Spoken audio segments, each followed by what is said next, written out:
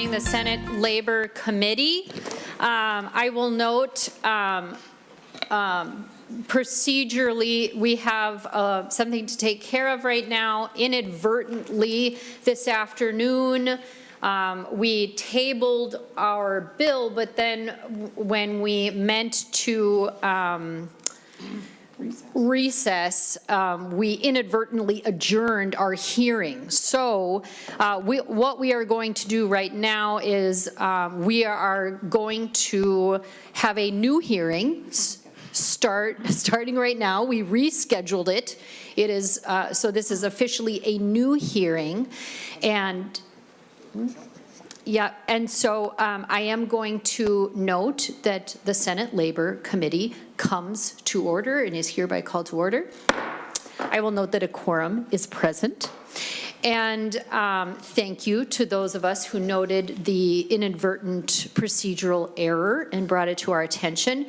And we are going to hopefully move forward without too much trouble. But I will note for the record that our business this last afternoon included taking up Senate File 4708.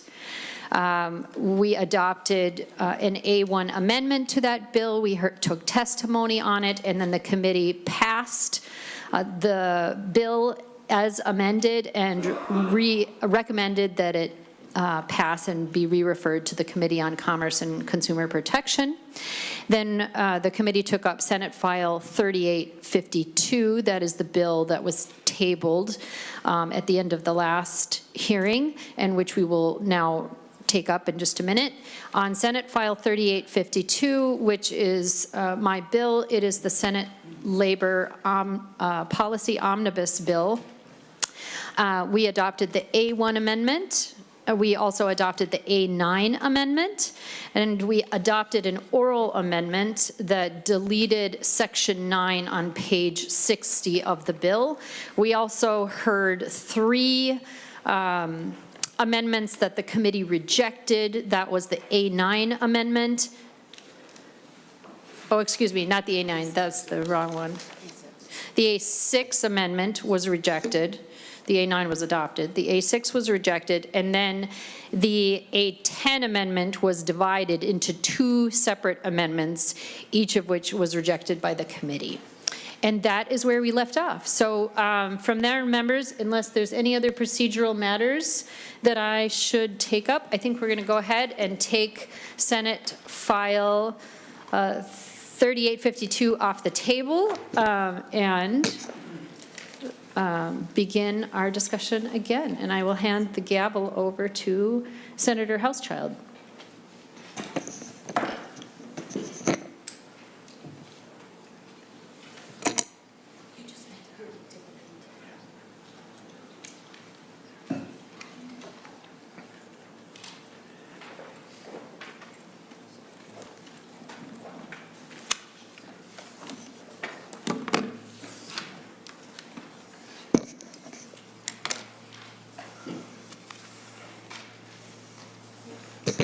Okay, Senator Marty. Mr. Chair, I have the A2 amendment I'd like to offer.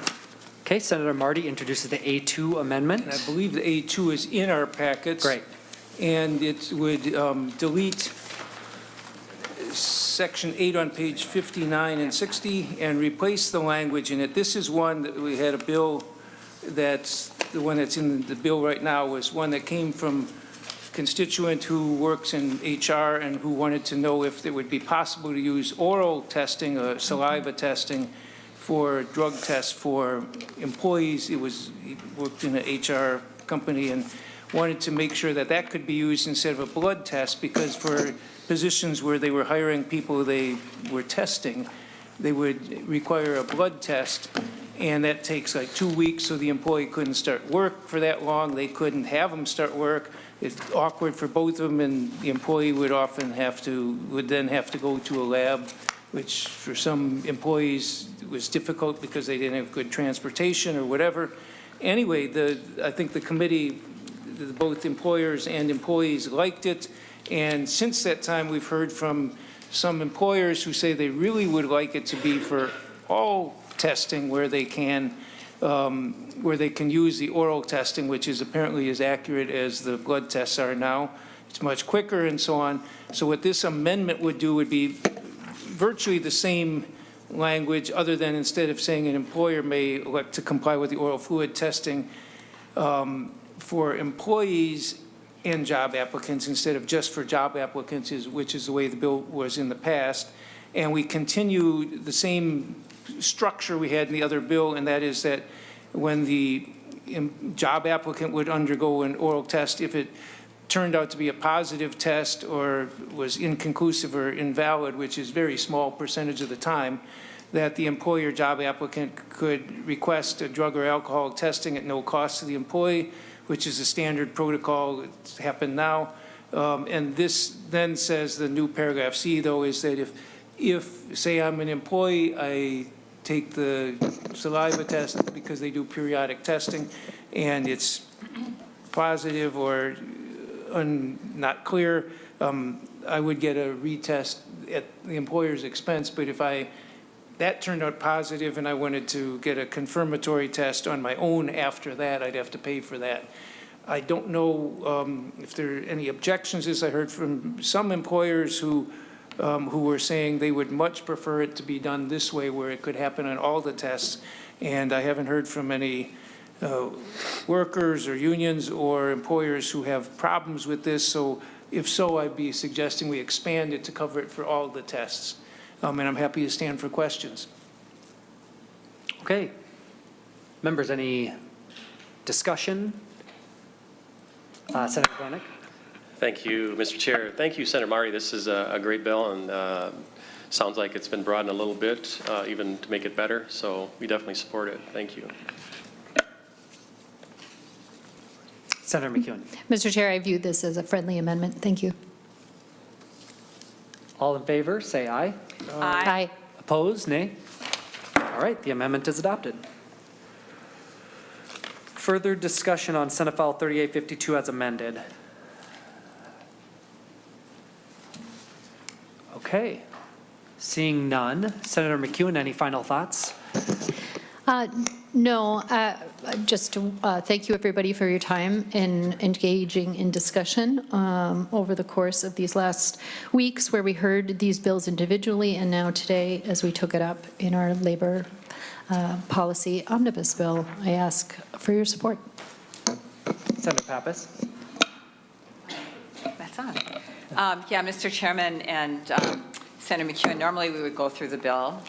I don't know if I missed it, if you did that before. We did. Have we, are these, just as a reminder, I know we're short on time, so that's one of the issues, but are these all, is everything that we laid over for possible inclusion included in this? This is the chair's suggestion, or are there some things that were not included that were laid over?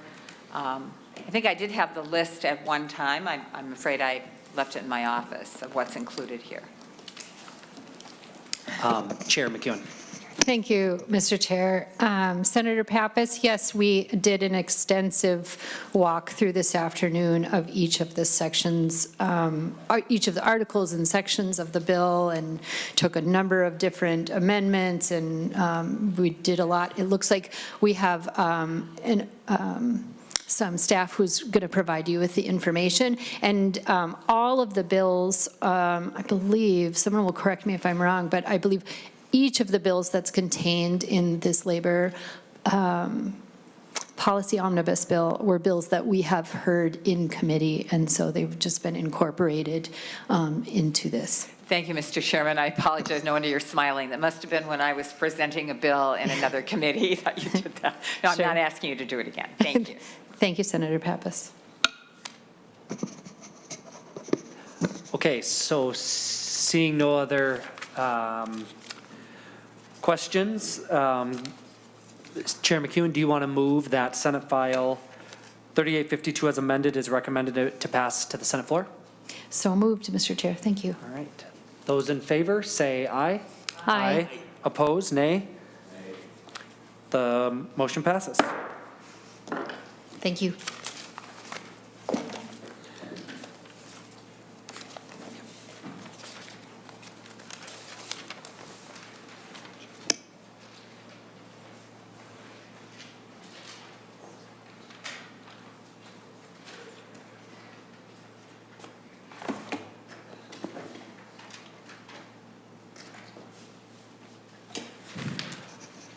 Very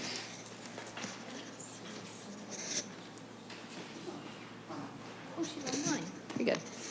All right, members, next we have Senate File 4298, which is brought to us by Senator Mitchell. Senator Mitchell, can you hear us all right?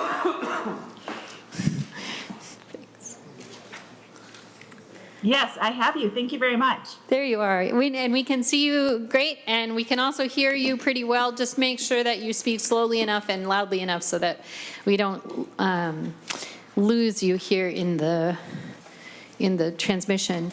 Senator Mitchell, I understand that you may have a A2 amendment that you'd like us to address first? Yes, Madam Chair, I do have the A2 amendment.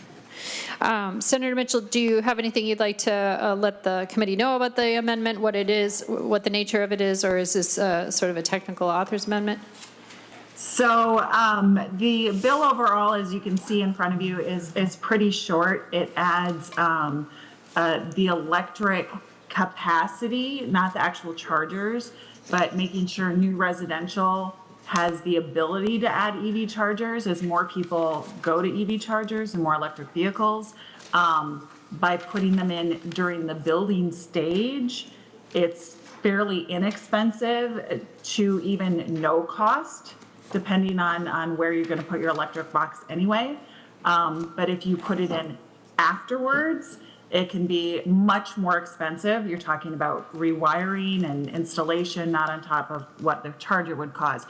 So this just makes it clear that we are expanding that to all new residential buildings and kind of clarifying, you know, what all that would entail or what would be within that definition. Thank you, Senator Mitchell. Members, would someone like to move the adoption of the A2 amendment onto Senate File 4298? Senator Pappas moves the adoption of the A2 amendment. All in favor, say aye. Aye. Any opposed? All right, the A2 amendment is adopted. Senator Mitchell, to your bill. Thank you so much. As I said, you can see in front of you, this is pretty straightforward. It would require electric vehicle ready spaces, capable spaces, or the electric charging ability within our new residential. So again, that doesn't mean that they're having to necessarily put in those units, but that we have the framework as we go forward as a state in Minnesota. I have talked with the electrical unions and things of that nature. And if we do this as we're building, they estimate, again, depending on where the electrical panels get put in, it could be zero. But if it's, just if the panel is somewhere else and just making sure the wiring would be ready to put those in, maybe a couple $100s. But by doing this as we're building, it is much more efficient and makes it much easier for the residents of Minnesota to think about eventually having an electric vehicle, which is an increasing number of our auto sales. So having that in the building code itself and having that readiness would kind of get us ahead of the game. All right, thank you very much, Senator Mitchell. We have a testifier who is joining us virtually, Carolyn Berninger. Yes, hi, good evening. Can you hear me okay? Yes, we can hear you. Excellent. And I think when you start to speak, also your camera will come up as the main screen so that we'll be able to see you a little bit better. There you are. Great.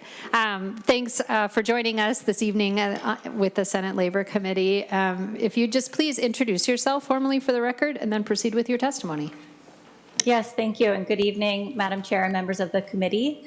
My name is Carolyn Berninger. I'm a public policy manager on the Transportation and Fuels team at the Great Plains Institute, testifying today in support of this bill on behalf of Drive Electric Minnesota. Drive Electric Minnesota is a partnership of automakers and auto dealers, electric utilities and cooperatives, local and state government, corporations, and NGOs that are working to electrify transportation in Minnesota. Electric vehicle adoption is already increasing very rapidly. Throughout the state, registrations have increased by almost 750% between 2018 and 2023. And that's expected to continue increasing due to supportive state and federal policies such as Minnesota's brand new EV rebate program and an updated federal incentive program, also due to improving vehicle technology and availability, decreasing battery prices, bringing down the costs of vehicles, and increasing consumer interest. But in order to support this expected increase in EVs on the roads, we really need more EV charging in Minnesota, and that's particularly true at people's homes where more than 80% of EV charging occurs today. And as you've just heard, it's particularly important to plan ahead when it comes to including charging capacity at new buildings, as any residences that are built today will remain standing for decades into the future. And so we really need to design buildings today that accommodate the needs of both current and future EV owners to prevent a lack of access to charging from becoming a barrier to EV adoption. And you've also just heard is very cost effective compared to retrofitting to include charging capacity at the time of construction.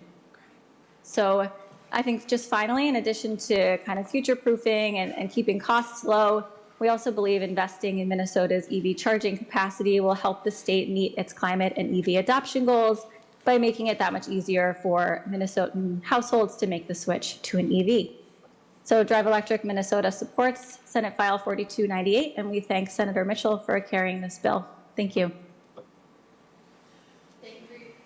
Thank you for your testimony. Next, we have Nick Erickson.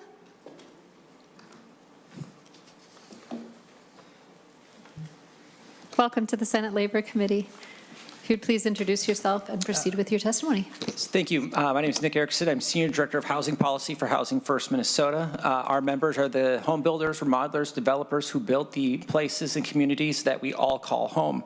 I serve on a variety of tasks and technical advisory groups with the Department of Labor Industry, including the recent EV tag for multifamily dwellings. We want to begin by thanking Senator Mitchell for the amendment. It did address some of our concerns, but still today we really would prefer that this bill focus on a raceway or conduit only approach to electric vehicles instead of oversizing the electrical panels. Today, nothing in state law prevents homeowners or property owners from putting these chargers in their homes. However, moving to a conduit-only way is the most cost-effective without the needed cost of oversizing electrical panels.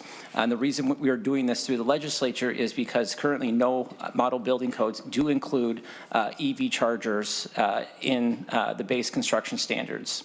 I know it's been a long day already in this committee, so I'll wrap it up. I'm available for any questions that you may have. Thank you. Thank you for your testimony. Members, we'll go ahead and move then to discussion. Senator Mitchell, is there anything that you'd like to add after the testimony before we begin our discussion of your bill? No, thank you again for considering this. I think it's in the best interest of Minnesotans to have this smaller upfront charge for something that many people are going to be moving to in the future. I kind of think ahead to save money and also facilitate, you know, the greener Minnesota that we are hoping to have and the carbon footprint that we have been trying to reduce. Thank you, Senator Mitchell. Yeah, members, Senator Housechild. Thank you, Madam Chair. Could I have Mr. Frentz come back up? Or I think I got Yeah. your name right. Or excuse me, Erickson. Erickson, Sorry, I'm yeah. thinking Nick Frent, anyway.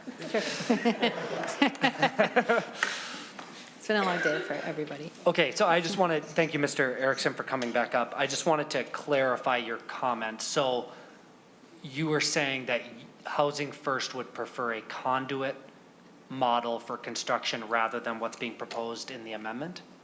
Mr. Erickson? Madam Chair, Senator, yes, that's correct. So a conduit or raceway, whichever term you prefer, they're kind of used interchangeably, would be the biggest cost savings if you're talking about retrofitting in the future. Particularly if you have an unfinished basement, and when you move in and then you, of course, finish it a couple of years down the road, the conduit or raceway really does save the most construction costs. It's not invasive at the time of replacement. The bigger charge here would be the oversizing of the electrical system to make it EV capable. So we've 3 standards already that we're looking at in Minnesota: EV capable, EV ready, and EV installed. This is the lowest of the 3. Means there's not a charger there or even an outlet for the charger, but one could be added in the future. However, there is an electrical panel is ready for that in the future. The conduit or raceway only makes it so it's less invasive to install if there is a need to in the future, and then it's then done so by, you would add to the electrical panel at that point in time. The cost of that is going to vary based on what is the electrical capacity that home itself is currently planned for versus what that increased need would be at the time you would add that added capacity. So that's kind of the cost difference. I hope that answers your question. Well, Senator Hellstrom? yeah, thank you, Madam Chair and Mr. Erickson. So that with this amendment, are we at the installation ready level, the 3rd tier? Mr. Erickson?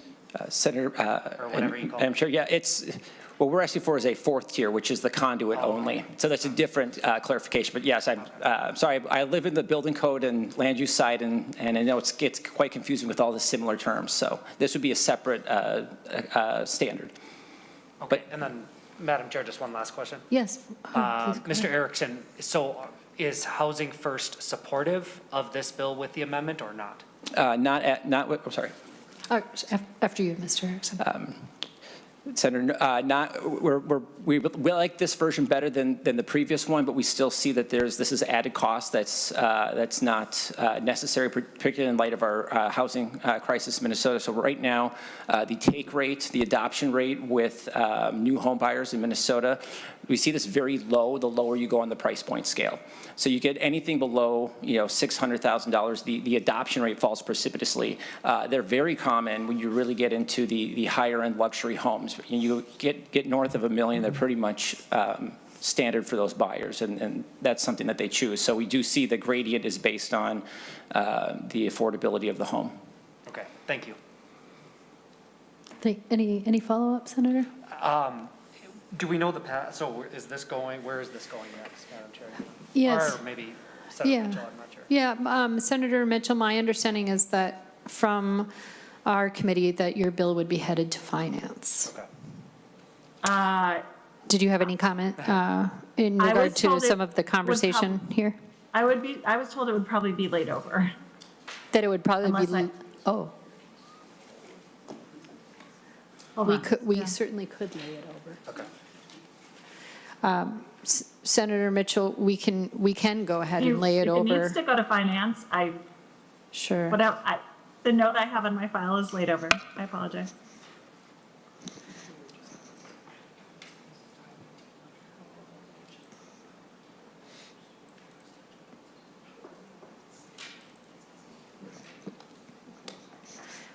Thanks, Senator Mitchell. We're just having some discussion about the path, just a sec.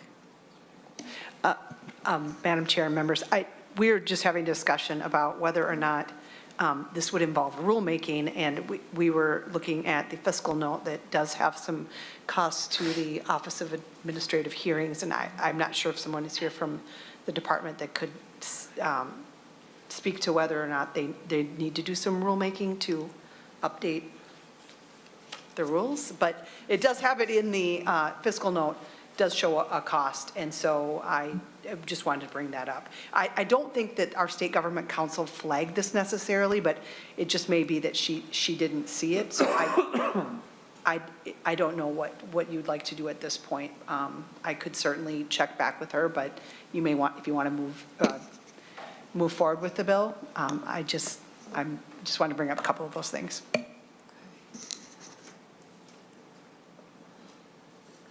Senator Pappas. Thank you, Madam Chair. I don't know, but I assume there will be a labor budget bill?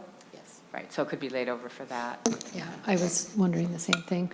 I think maybe because of the discussion we're having and because of the expectation that you came to the committee with today, Senator Mitchell, we'll go ahead and plan to lay over the bill then, and some discussion can continue about it, and we'll just take it up again as needed.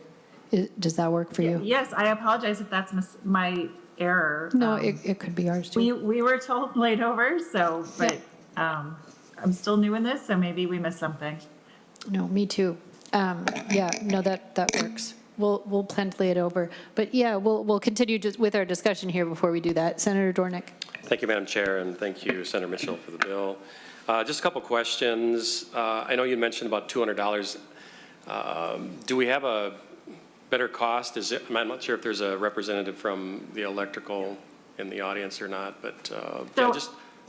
If Senator there's Mitchell? not, if there is not, I have a email from Mr. Snope with the IBEW that I can read, but I don't know if he's there in the audience. I don't want to speak for him if he's there to speak for himself.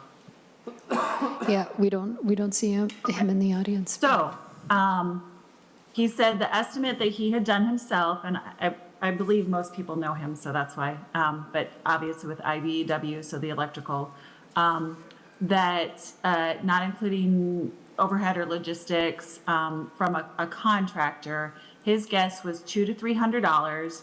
That would include a 3/4-inch conduit run from the electrical panel if the panel was not already installed in the garage, and a junction box at or near the parking location, and about an hour of labor. This would make the parking spot EV charger ready, and then would not include the wire or circuit breaker equipment. That is if it was done while the home was being built. This is my note. Obviously, you know, when you're adding these things in afterwards, it really increases the cost. And that the electrical panel would be more than 90 feet from the parking location. If the electrical panel was in the garage, that cost could be even less, if not zero. As an electrician, I would consider a parking location EV ready if the electrical panel were installed in the garage. Follow-up, Senator Dornick. Thank you, Madam Chair, and thank you, Senator Mitchell. I'll probably follow up with him. I got some more questions concerning that, but since we're going to lay it over, I guess another question is, who's asking for this? Is it just a electrical, yeah, or was it just your idea, or? Senator Mitchell. Thank you. So I worked in the EV space last year because Minnesota was actually starting to get behind in terms of what we had for EV charging, just in general on the highways, or, you know, if we're going to have more electric vehicles in Minnesota and we're going to stay up with the demand, and even for the automakers to get the supply in Minnesota, we had to kind of, because there's a demand, and so you might not get the supply at the auto dealer if you can't show that people are going to be able to charge, and you have that infrastructure. So we had already worked on some of this last year with just making sure at the large apartment buildings there was some more opportunities along our interstates. We were getting a few more fast chargers and things of that nature, and then working with our advocacy groups and then just hearing from people in general. You know, the next step is the cost to put them in your home, and how, because right now it's almost all retrofitting, that is a bigger cost. So we want to continue to make this more accessible for not the people in that are $1 million plus homes, but actually normal people who want to get electric vehicles, that by having their homes ready to do that in a less expensive way would be a good step in the right direction. Senator Dornick. Thank you, Madam Chair. Thank you, Senator Mitchell. I was wondering if I could have Mr. Erickson come up one more time, if he would. Would that be okay? Yes, Mr. Erickson.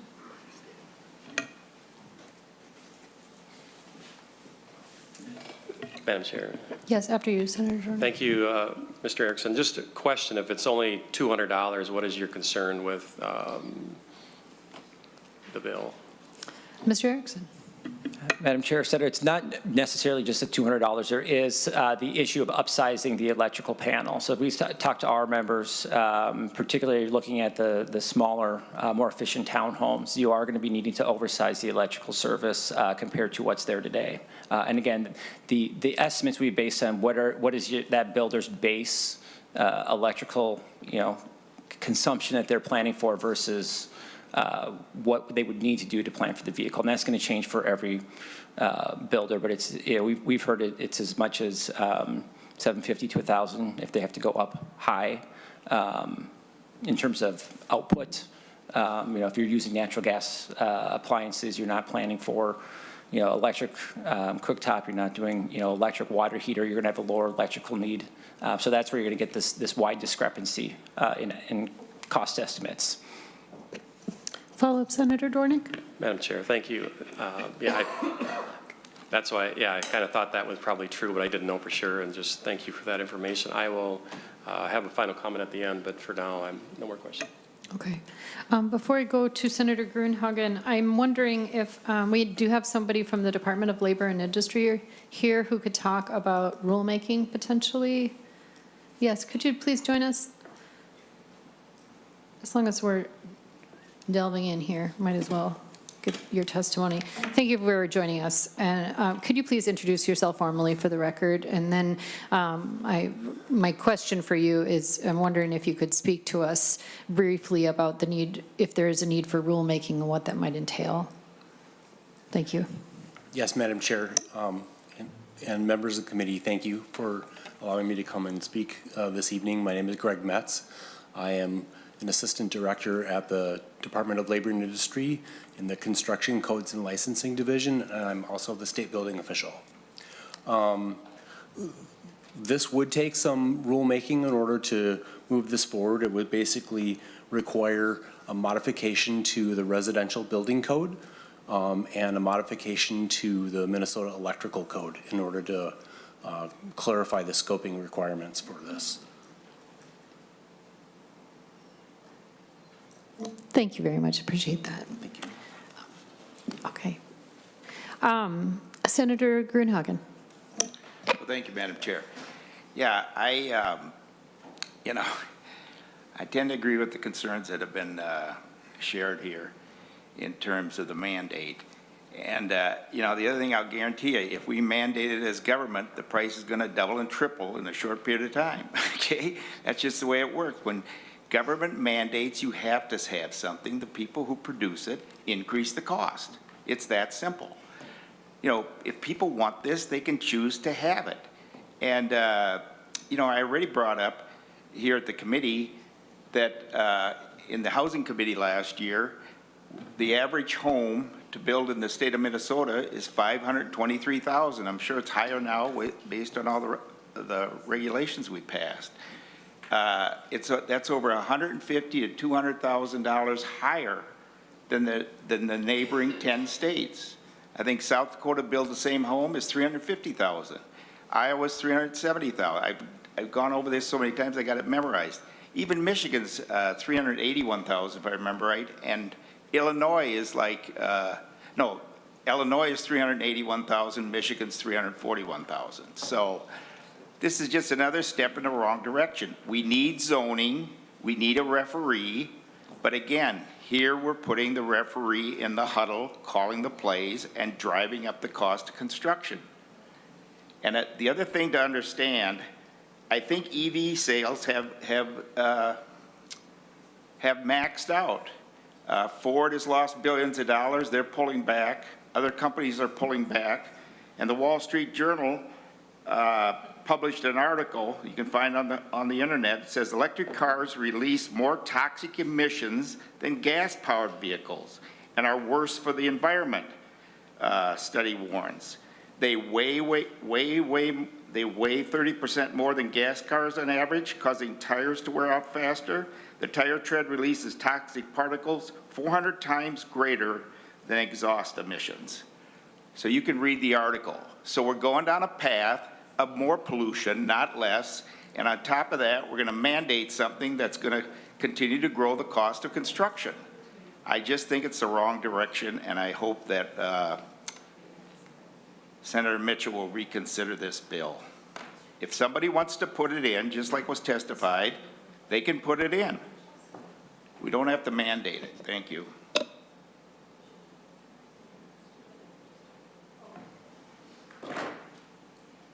Thank you, Senator Grunhagen. Any further discussion? Members, questions, discussion? Senator Dornick, and I also have a comment, and then I have some information about the track that we're going to do. Would you like to hear that before you have your final comment? Yeah, sure, that'd be fine. And we'll also then hear from Senator Mitchell as well. Senator Mitchell, just so you're aware, we've been having further discussion about the path of your bill. We'd like to go ahead and dual track it. We can always add it to our budget omnibus bill later from this committee, but we also thought we could send it to State Gov. We know that you are the vice chair of that committee, and so we're going to go ahead and just dual track it. Is that okay with you? Yes, thank you, Madam Chair. Okay, very good. So that's our plan for the bill. We'll go ahead and move after we're ready. You know, I guess I could say I just wanted to note that, Senator Mitchell, your bill is really timely, because just this morning as I was getting up, I heard Minnesota Public Radio, and they were talking about how 2/3 of cars manufactured are going to have plugins by 2032. And I thought of your bill, and I thought, you know, we are just about to hear a bill that is going to help get us ready for that. So thanks for bringing your bill. I think it's great. Yeah, with that, Senator Dornick, do you have a comment? And then we'll go to Senator Mitchell. Yeah, thank you, Madam Chair. So just the comment is, I'm concerned with the mandates too, and the housing prices, and my concern is just continuing to get these houses out of reach of the homeowners, and it's a thrill. I mentioned that last time I talked about the increase on another bill. What a thrill to be involved in that building process and to watch your house being built. And with the cost, we're not sure of the cost. I'm a little concerned. I need to hear more about the cost, and so I'll follow up with that. And then my other concern is I'm just concerned with our grid and the power it's going to take to run all these. So those are some of my concerns.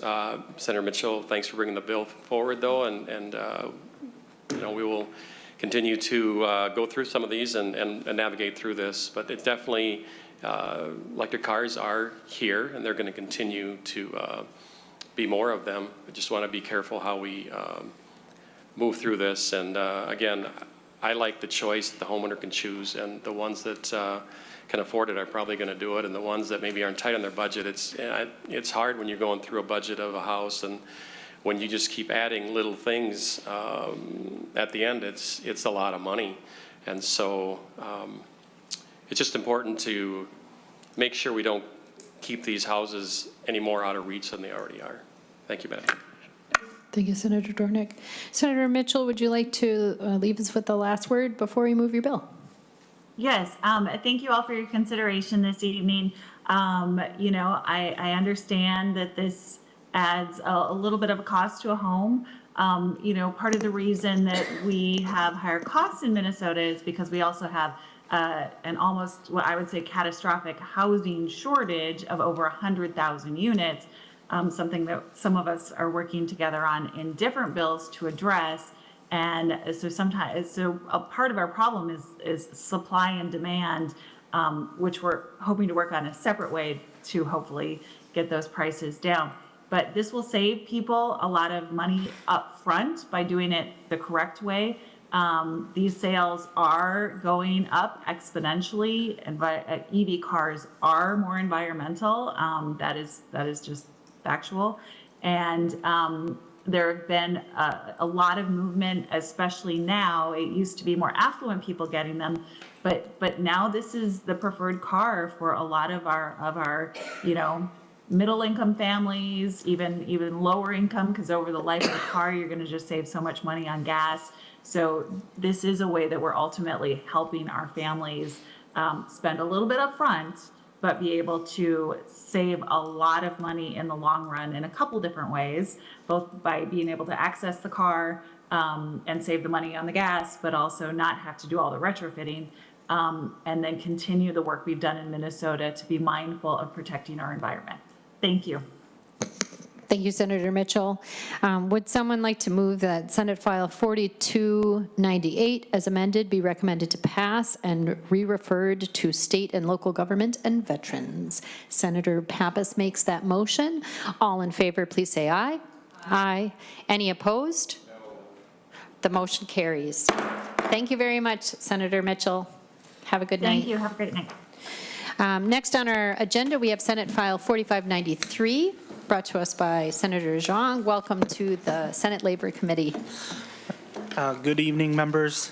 Well, members, Minnesota faces a substantial shortage of affordable housing. More than 600,000 Minnesotans are struggling to afford their homes. We as a state have been stepping up to finance new affordable housing projects through direct grants and tax incentive programs. Unfortunately, much of this public money has been channeled to problem contractors that build new housing projects on the backs of vulnerable workers.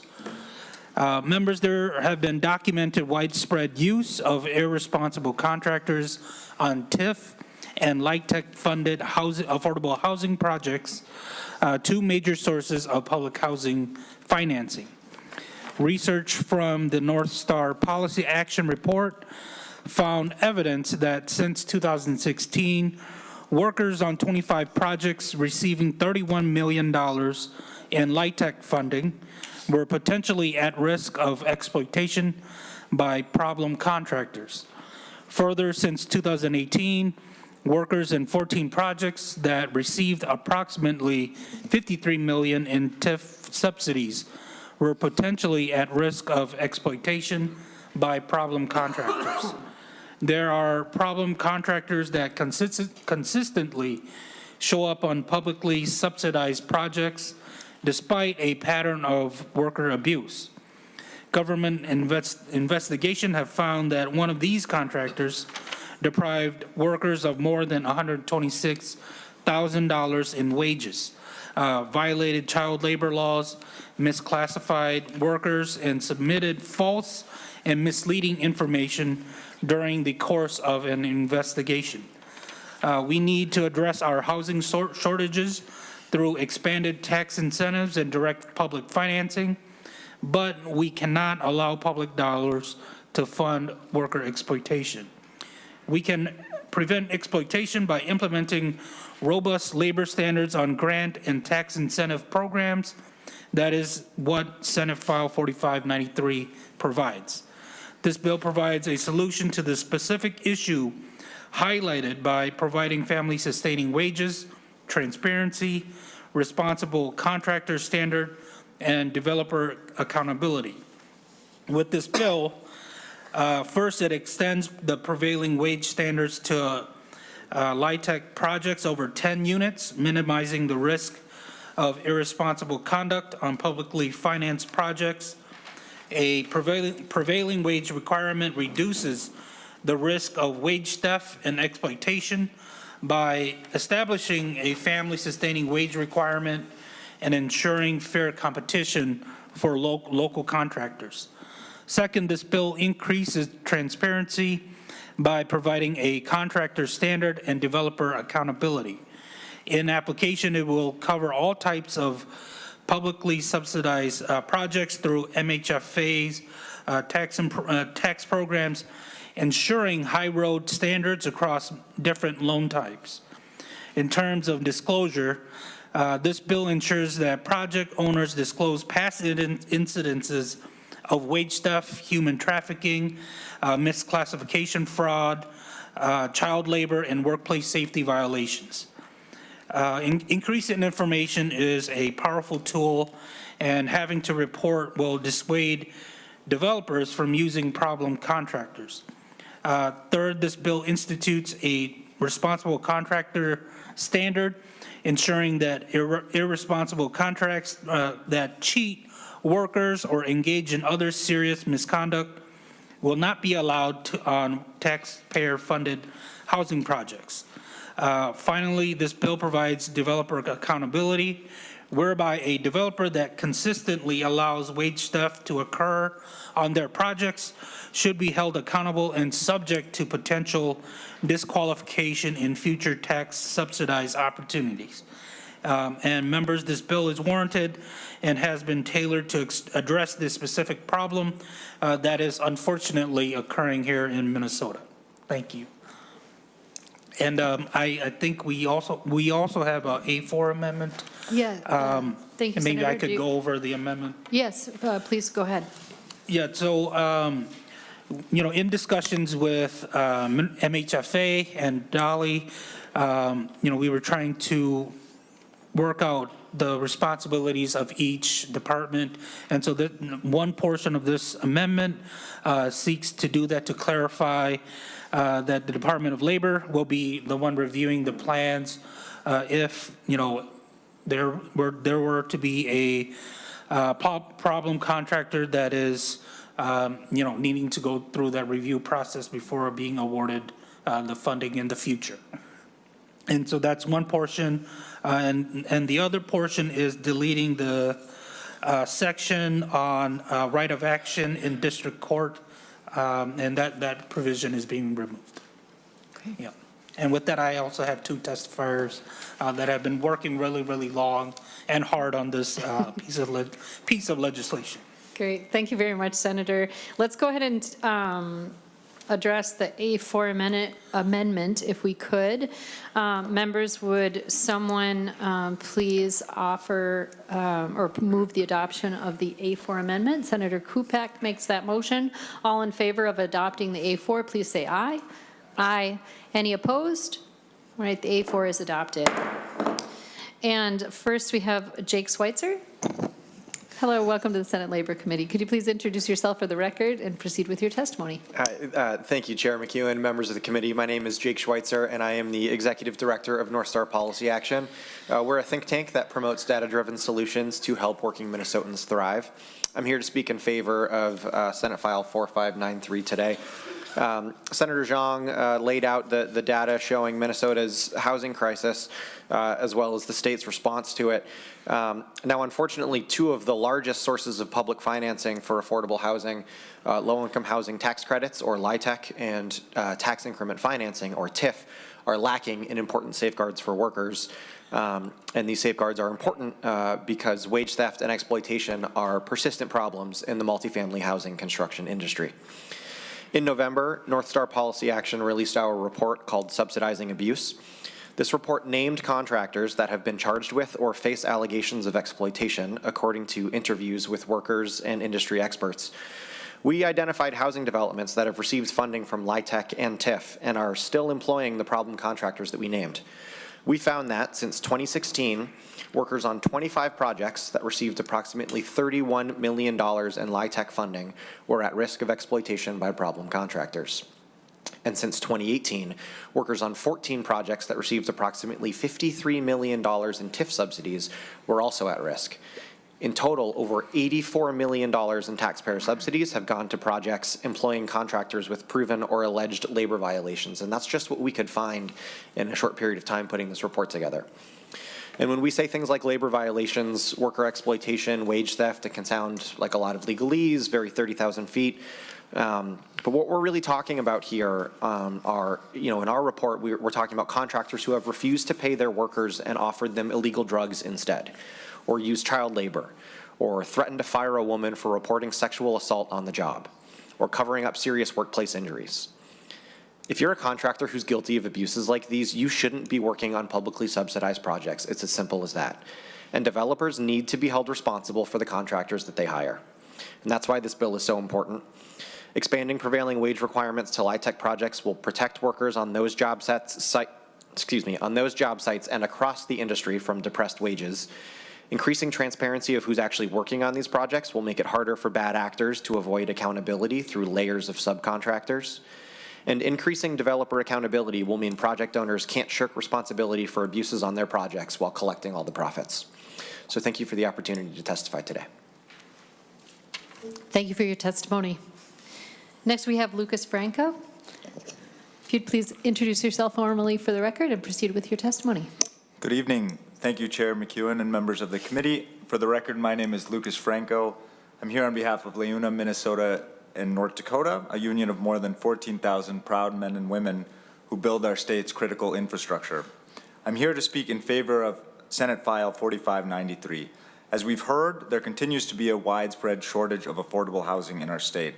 Even many of our members who earn good family-sustaining wages face challenges renting or buying a home. And thankfully, this body and other units of government have really stepped up to the challenge to provide critical financial assistance to meet the housing needs here in Minnesota. Yet, as the North Star Policy Action Report revealed, too much of this public money is channeled to problem contractors that are building new housing projects on the backs of vulnerable workers. We need to build more housing, but we can't let public dollars fund low-road contracting practices and fuel worker exploitation. This bill will ensure the responsible use of taxpayer money by implementing robust labor standards on grant and tax incentive programs. It does this in 3 important ways. Number 1, the bill expands prevailing wage coverage on LIHTC projects. Prevailing wage policies protect construction workers from wage theft and exploitation and ensure that responsible local contractors are not put out of work by unfair competition. It's important to note that a recent peer-reviewed research report disputes the 10 to 15% cost impact cited in a letter submitted to this committee. The authors of this recent analysis found that at most there's a very modest cost impact on housing projects specifically.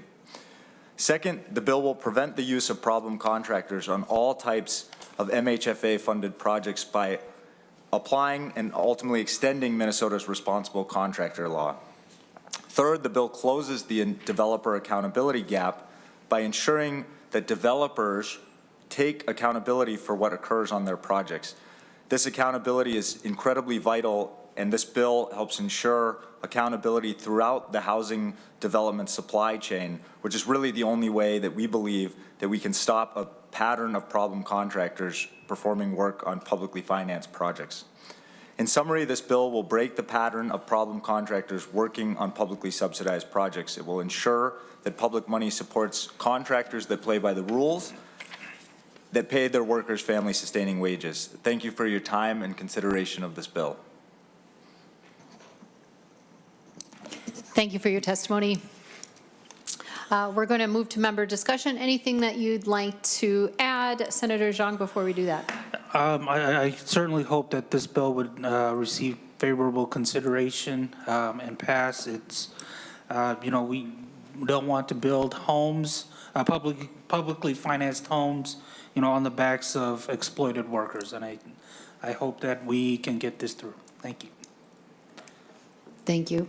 Members, discussion. Yes, Senator Umu Verbatim. Thank you, Madam Chair. Thank you, Senator Xiong. I love this bill. I would love to sign on, and I served on the employer misclassification task force that the Attorney General put together. This came up in a number of our discussions. I think it's just so important. If you are doing prevailing wage, you have to submit that payroll, and that itself is such a check on these employers that are bad actors and are trying to skirt the process, exploit workers and wages, and bring down costs. And we heard that actually directly from business owners, right? Law-abiding business owners who are trying to do the right thing and can't compete with these bad actors. So I'm so excited to see it. Would love to be on your bill. Thank you. Thank you. Yes, Senator Greenhagen. Oh, thank you, Madam Chair. Yeah, thanks for your testimony. I probably have some concerns about this bill. And the prevailing wage, according to the input we've had, is going to drive up the cost exponentially on the so-called low-income housing. So in my opinion, you're going to get less low-income housing, and it's going to cost more. And I can't believe we don't have laws on the books that don't address some of the concerns that were brought up about bad actors. We all want to address bad actors, okay? But I don't know if this is the right way to do it. There is a scientific law. It's called for every action, there's a reaction, okay? So, we pass this law there's going to be a reaction. And the reaction is less low-income housing is going to be built, in my opinion, and the cost is going to be higher. So, you know, last bill, we had a testimony that there's 100,000 house shortage. Well, why not make it 200,000? I mean, we just seem to be going in the wrong direction. The other thing, you know, there is another economic law. It's called the law of diminishing returns. You can just keep passing law after law after law after law. Of course, if we don't enforce them, it doesn't really help. And like I said before, I can't believe we don't have laws to address bad actors in this state with the number of laws we passed over the last decade or more. So I just think it's another step in the wrong direction. I know you mean well, but I do think it's going to increase cost and reduce availability of low-income housing. So those are my concerns. And again, I can't believe this bill alone is going to solve all these problems. I do believe it's going to drive up the cost. Thank you, Madam Chair. Thank you, Senator. Any further discussion? All right. Not seeing any. I also am a huge fan of this bill. I love it. Thank you very much for bringing it. Our path is to move it to finance next, is our understanding. Would you like to add any last thoughts before we move your bill? Yeah, no, I really appreciate the discussion. You know, I think, you know, to Senator Gruenhagen's point, I don't know, I feel uncomfortable equating, you know, a cost to workers' exploitation. I think that's what we're trying to address here. You know, I wouldn't have brought it if there wasn't an issue. And I don't think that this alone would solve it, but I think it would help push the needle in the right direction and protecting workers. And so I hope I can get your support for this bill. Thank you. Thank you. Senator Umer Verbatim, would you please move that Senate File 4593 as amended be recommended to pass and re-referred to the Committee on Finance? Yes, Madam Chair, so moved. All right, members on that motion, all in favor, please say aye. Aye. Any opposed? No. All right, the motion is adopted. Thank you. And lastly, on our agenda for this evening, we have Senate File 3197 brought to us by Senator Houschild.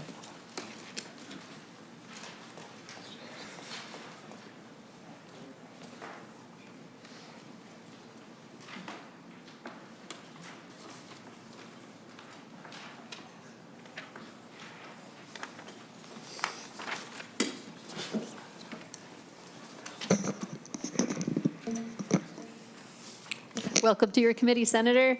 I believe you have an A1 amendment. Would you like to take care of that first? I do, Madam Chair, yes. And it is an author's amendment. It is, and do you want me to, so I guess I just want to say that there's been a concern that was brought to me. Yes, this amendment is a delete all and does change the bill. So, you know, this hearing hopefully will give everybody an opportunity to talk about the bill clearly, but yeah, it is a delete all from the original bill. Very good. Members, Senator Houschild moves the adoption of the A1 amendment, which is a delete all author's amendment. All in favor, please say aye. Aye. Any opposed? All right, the A1 amendment is adopted. Senator, to your bill. Thank you, Madam Chair and members. Minnesota has two primary statutes that cover the application of our prevailing wage laws. The first is 177.42, which states that projects funded in whole or in part by state funds must pay the prevailing wage. The second is 116J.871, which states, among other things, that local projects that receive a reduction, credit, or abatement of a tax assessed under Chapter 297A, must pay prevailing wages if it is for economic development purposes. What's missing from these two things, or at least what's unclear, is that the application of prevailing wage to local government projects that receive an exemption from the sales tax on construction materials. This amendment will ensure that these projects are covering under prevailing wage in a way that is consistent with similar projects that get state bonding or get tax credits for economic development purposes. So it's really just sort of a gap that we found, that when state dollars are involved, there should be, or some sort of state tax credit that there should be prevailing wages. Very good. Thank you, Senator Hauschild. And we have Kyle Makarios here to offer some testimony. Welcome to the Senate Labor Committee this evening. If you'd please introduce yourself formally for the record and proceed with your testimony. Thank you very much, Madam Chair and committee members. I'm Kyle Makarios here on behalf of the Minnesota State Building and Construction Trades Council. I'm here to answer any questions you or the committee may have. Very good, thank you. Before we move to discussion, any thing you'd like to add? Okay, great. Members, questions or discussion on Senate File 3197 as amended? Senator Grunhagen? Oh, thank you, Madam Chair. Yeah, you know, I served on the school board for 16 years, right? And we did lots of projects. And we didn't need this prevailing wage to get good results. We simply used, you know, a firm, I'm trying to think of the name right offhand, but maybe I shouldn't say it anyway. And they just made sure everything was done right. So if we start applying to school districts this bill, we're just going to drive up the cost of construction. And I tell you what, I was on 16 years. We had some older buildings. We had to do numerous updates, and we never had a single problem because we had a general contractor over it that was accountable to us, and we didn't pay the final bill until things were up to our satisfaction and inspected. So you know, sometimes I feel like a lone wolf up here. I mean, we just don't need to drive up the cost anymore, and yet that's what we do. Same thing with the city. I work closely with our city council, our county, on different projects with the school district. We had inspectors, we had people looking things over, and again, we never paid out until it was up to satisfaction and passed inspection. So I don't know. It just, it's another step driving up, government driving up the cost. And I guess I have a concern about that. Thank you, Madam Chair. Thank you, Senator Grunhagen. Members, any further comment? Yes, Senator Dornick. Thank you, Madam Chair. I guess I was just curious of the path of the bill. Where is it going next, or what is the? When we are done with discussion, we are going to plan to pass it out and re-refer it to taxes. Okay, thank you, Madam Chair. I guess the only little critique I have is just, again, the speed of legislations many times and having to continue to look up on the website to see what things are being posted. This was posted at 7:20, and I appreciate Mr. Makarios coming to my office last night ahead and going through the bill, so thank you for that.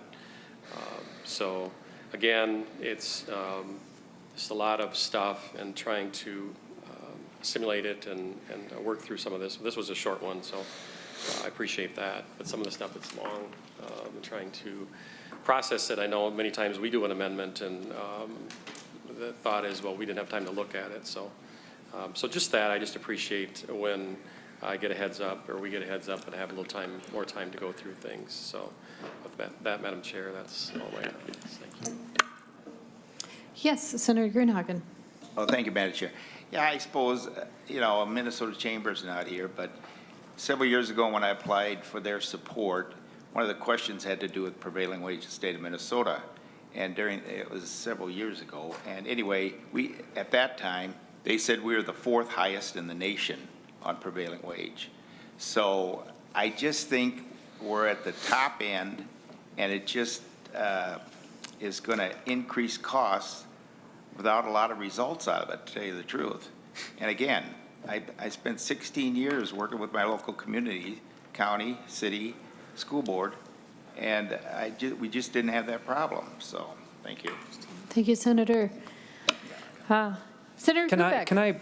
Oh, I'm sorry. After you. Yes, of course. Senator Hauschild. So thank you, Madam Chair, and members, and Senator Grunhagen, specifically with the 2 comments.